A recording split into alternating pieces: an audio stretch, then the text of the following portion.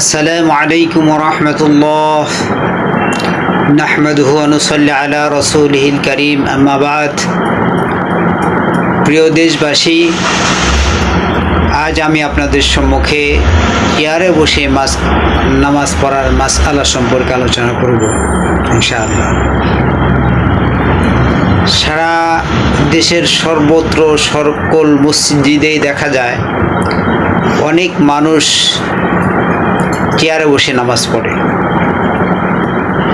কিন্তু চেয়ারে বসে নামাজ পড়ার কোনো মাসআলা কোরআন হাদিস এমনকি কোনো মাসআলার কিতাবে নেই।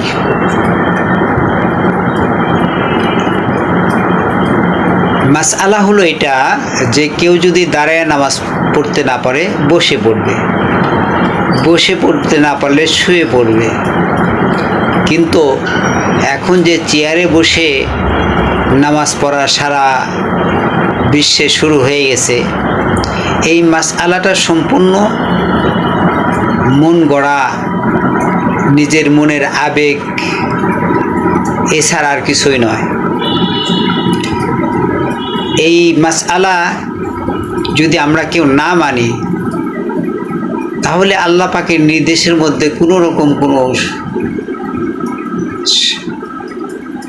পরিবর্তন আনা সম্ভব না। যেই মাসআলা আসছে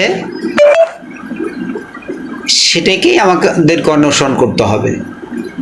আপনি যদি দাঁড়িয়ে নামাজ না পড়তে পারেন, তাহলে মসজিদে বসে বসে পড়ুন,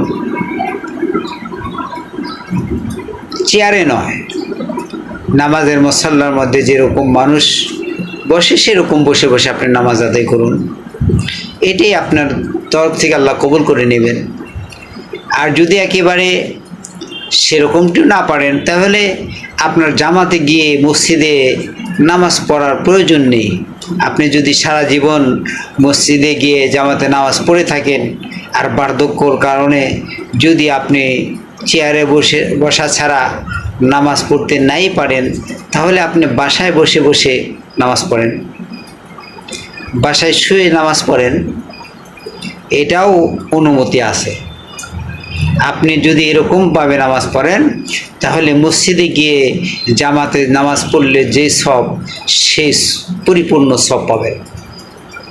কিন্তু চেয়ারে বসে নামাজ পড়বেন, তারাবি নামাজের সময় পিছন দিকে হেলান দিয়ে ঘুমের ঝোঁক আসবে, ঘুম আসবে, তাহলে তো আপনার নামাজ নষ্ট হয়ে যাবে, নামাজ ভঙ্গ হয়ে যাবে, এমনকি ওযু ছুটে যাবে।